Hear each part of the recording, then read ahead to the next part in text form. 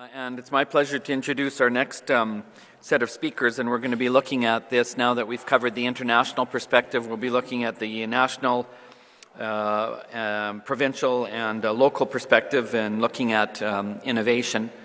And it's my pleasure to introduce our first speaker who will look at this from a national perspective, Dr. Gabriela Prada, who's the Director of the Health Innovation Policy and Evaluation branch within the Conference Board of Canada.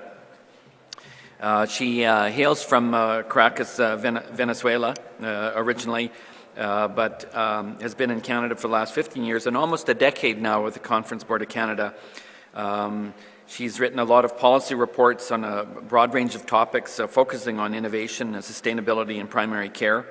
She launched and leads the Centre for Advancement of Health Innovations and the Council for Innovation Procurement in Healthcare. So those of you who had procurement questions, hopefully we'll hear about something from this from Gabriela and her discussions today. And she's also had experience with Price Waterhouse, so she comes at it from a business background as well. So it's my pleasure, and let's welcome Gabriela Prada, who's come to us from Ottawa from the Conference Board of Canada.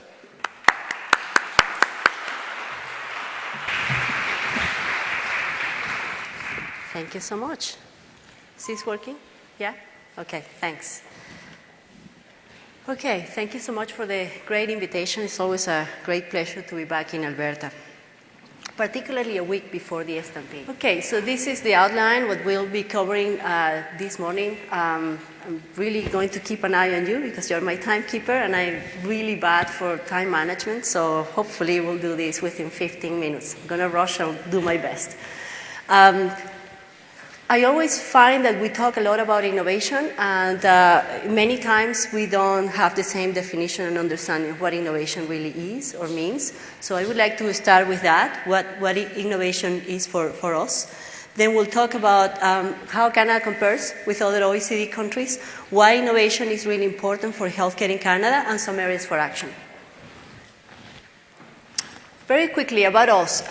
We are the largest think tank organization in Canada. We're about 200 people located in Ottawa, but we have different offices across the country, one here in Calgary, actually. Our Director of Transportation, Energy and Environment is located here. We are hosted within public policy, and within public policy, we do a lot of work in innovation, and particularly in health. We've done we are experts in primary care, doing a lot of work with medical devices and companies and pharmaceutical companies, and through the Center for the Advancement of Health Innovations, conducting a lot of research to understand what innovation really means for our healthcare system and where is Canada strong and where are some of our areas of weakness. So happy to talk about more what we do and who we are later. What is innovation? Innovation is really an ability to transform good ideas into new or improved products, services, or processes. So innovation is a lot more than a tangible thing. It's not like just an iPad. An iPad is a piece of innovation, but it's a lot more than that. Innovation also relates to good services, processes, how you implement or deploy a new team of professionals working in a hospital in a way that shortens the access time for emergency room. That's an innovation process. Everything that adds value, that is an economic or social value, can be called an innovation. Now, typically, people confuse innovation with inventions, and they are not the same thing. Invention tends to be brand new. You have an idea, that's your invention. Innovation can take years and years to happen. And interestingly, the US National Research Council actually did a study where they tracked a lot of information, telecommunication, computing technologies from the point that they were invented to the point they actually reached $1 billion industries. And in all of these examples, over 20 years have elapsed. So innovation is adding value to that idea. That idea is great, but how you implement the idea, transform that idea into something that is tangible, that adds value for a company or for a country, it really takes a long, long time. Invention typically is curiosity or inventor-driven and can generate most of the time from research that happens within a lab environment. Innovation is a lot more than that. Innovation generally results from a business process that is looking at how we can bring that new idea or new service or new process to people and how we can help that idea to actually enhance the value it produces or it brings. So if you think about an iPhone or an iPad, has been a lot of research behind and a lot of value added in small processes that have actually enhanced the whole idea of that particular innovation piece. By definition, then, because it's curiosity or invention or invention-driven, an invention might not have real use. It's interesting, it's important for the person who came up with that idea, but might not have a real value, real use in the market. By definition, innovation, then, is the opposite. It really adds value. It could be health, social, or economic value. And that matters. And the market actually recognizes the difference between an invention and an innovation. And that explains why, who have seen the movie The Social Network? So a few of you. That explains why Mark Zuckerberg in that movie actually became a billionaire, and the brothers who came up with the idea of Facebook only got a few millions. That explains that. The market actually really values that extra value added that you have to do in order to bring that idea from an idea perspective to actually something that enhances value and adds value to people in a larger scale. This is the part where I bring bad news.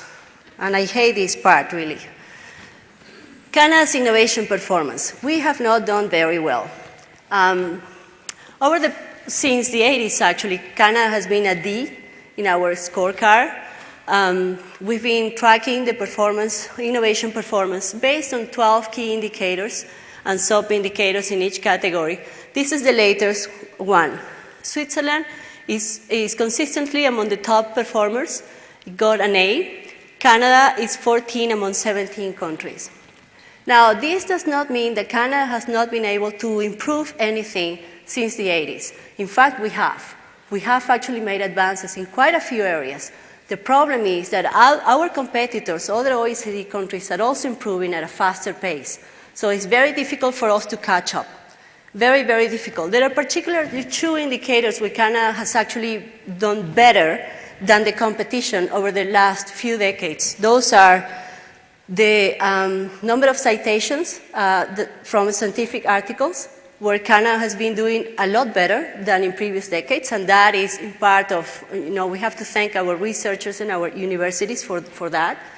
The other one is the market share, the global market share in the aerospace industry, and that we need to thank Bombardier for that.